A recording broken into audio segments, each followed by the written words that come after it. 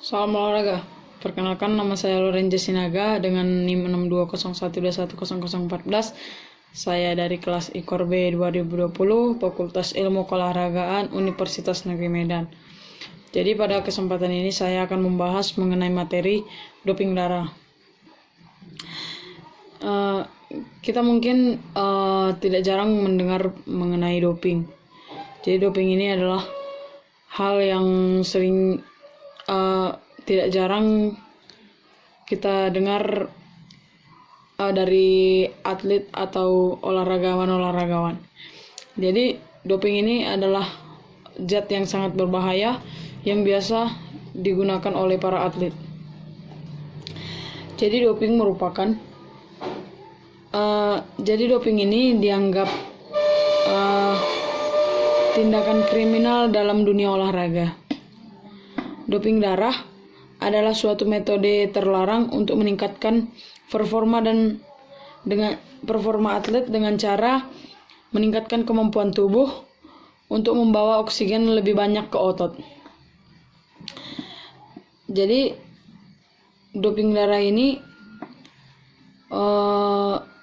termasuk ke dalam metode yang dilarang untuk digunakan oleh atlet.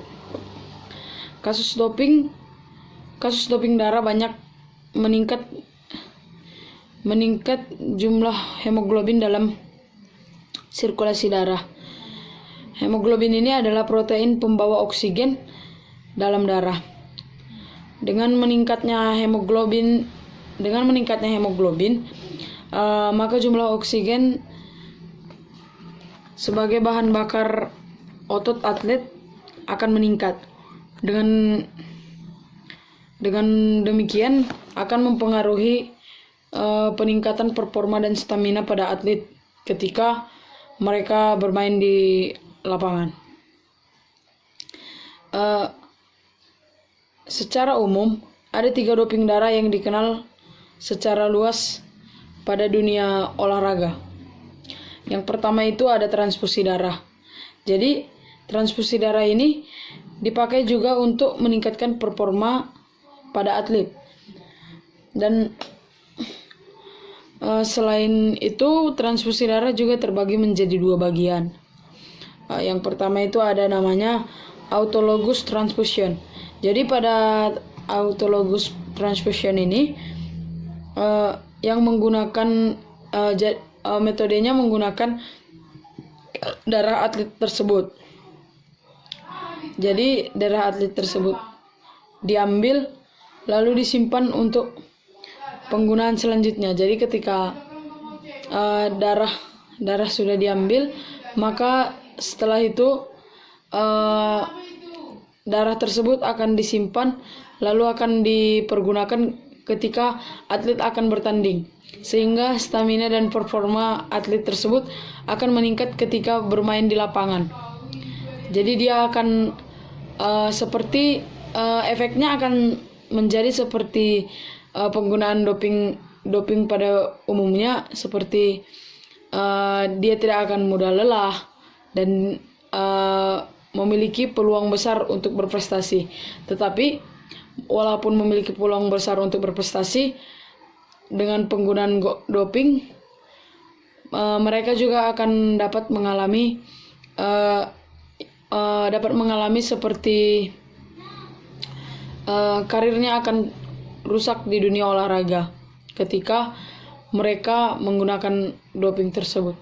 Jadi yang kedua itu jenisnya adalah homologous transfusion. Jadi homologous transfusion ini agak berbanding terbalik dengan autologous transfusion. Jadi pada homologous transfusion ini kita menggunakan darah orang lain yang memiliki golongan darah yang sama dengan kita, sehingga cocok untuk ditransfusi ke tubuh kita. Jadi doping ini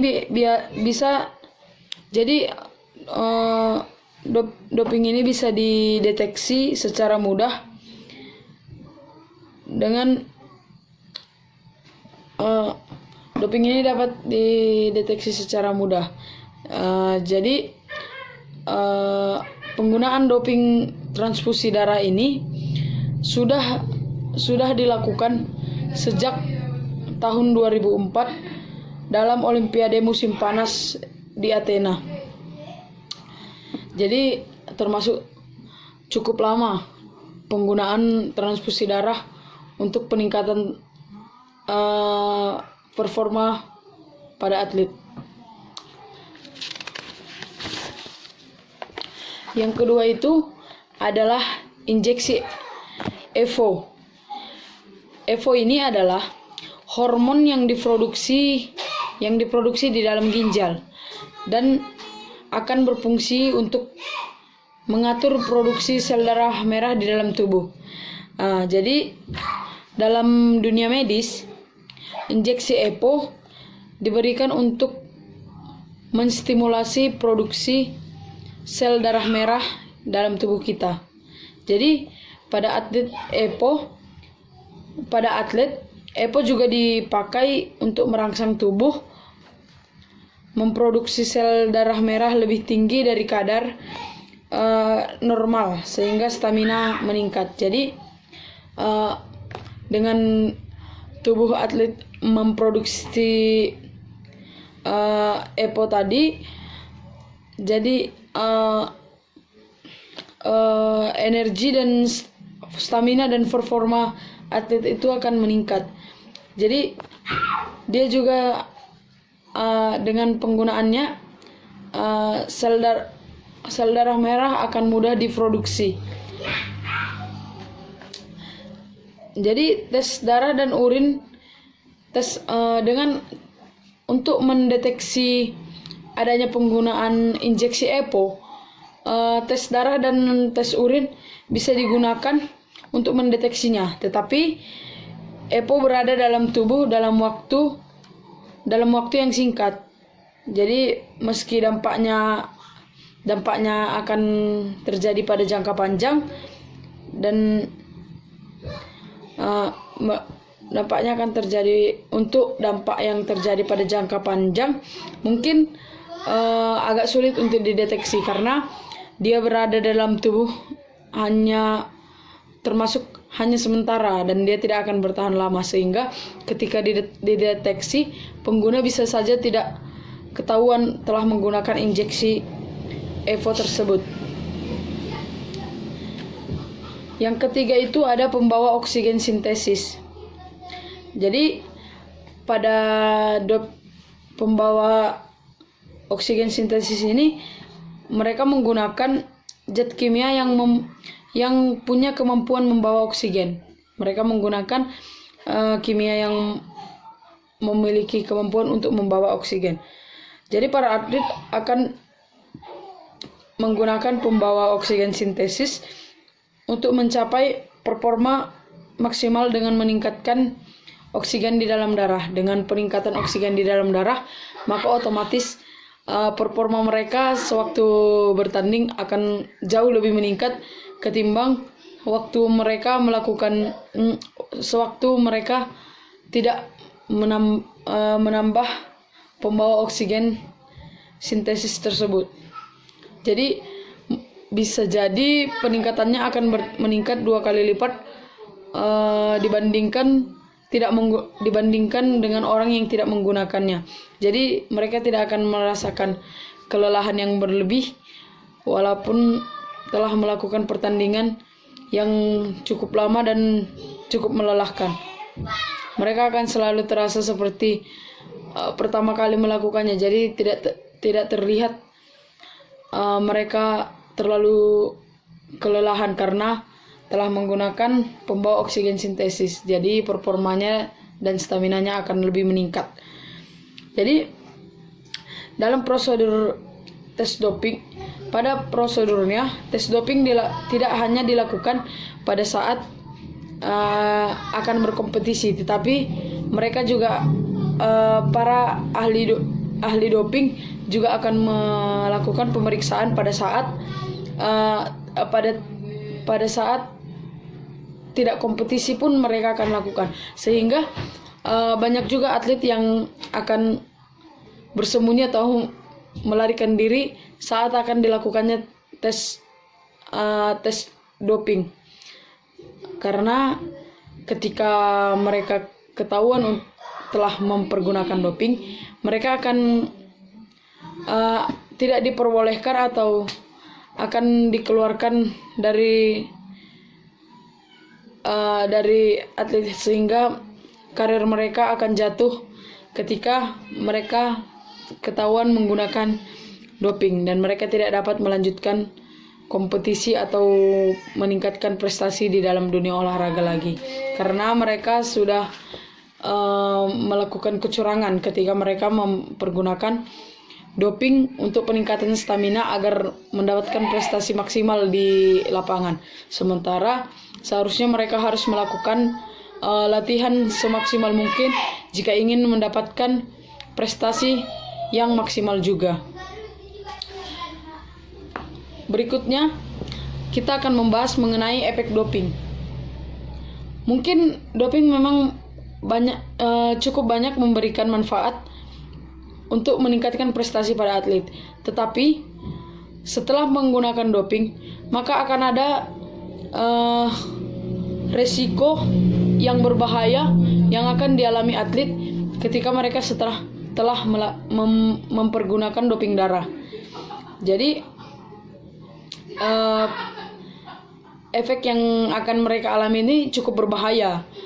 Jadi sehingga disarankan untuk para atlet untuk tidak mempergunakan doping darah untuk peningkatan prestasi. Dengan penggunaan doping, maka meningkatlah jumlah sel darah merah di dalam tubuh. Maka resiko pengentalan darah meningkat. Artinya jantung harus bekerja lebih keras untuk memompa darah ke seluruh tubuh, dan akan dengan kerja keras jantung untuk memompa darah ke seluruh tubuh, maka akan beresiko terjadinya penyumbatan pembuluh darah. Terjadi juga seperti serangan jantung, dan akan juga terjadi stroke karena adanya tadi pengentalan darah, sehingga mereka akan menderita penyakit-penyakit seperti penyumbatan pembuluh darah tersebut tadi, serangan jantung dan stroke. Selain itu, doping darah lewat transfusi juga akan mengakibatkan resiko tambahan seperti infeksi HIV, karena kan kadang karena transfusi darah, apalagi transfusi darah menggunakan metode homologous transfusion, akan dapat memungkinkan kita tidak mengetahui bahwa orang yang akan mentransfusikan darah kepada kita itu memiliki tubuh yang sehat maksimal atau tidak, karena kebanyakan atlet tidak mempergunakan tidak mengikuti seperti usul dari medis untuk melakukan transfusi darah tersebut, sehingga tidak ada pemeriksaan yang maksimal pada orang yang akan memberikan transfusi darah kepada atlet. Jadi selain HIV, atlet juga akan beresiko mengalami hepatitis B dan hepatitis C. Jadi cukup berbahaya untuk dipergunakan ketika kita akan melakukan pertandingan. Selain itu, hal itu akan juga menyebabkan reaksi alergi karena ketidakcocokan, demam, atau ruam. Sementara itu, injeksi EPO juga bisa menyebabkan hiperkalemia atau meningkatnya level plasma porasium dalam leher berbahaya. Jadi itu tadi efek-efek yang berbahaya ketika mempergunakan doping. Jadi sebaiknya kita tidak perlu mempergunakan doping jika ingin meningkatkan prestasi kita. Sebaiknya Mari berlatih semaksimal mungkin jika ingin mendapatkan prestasi yang maksimal juga. Sampai di sini penjelasan saya mengenai doping darah. Semoga bermanfaat. Terima kasih.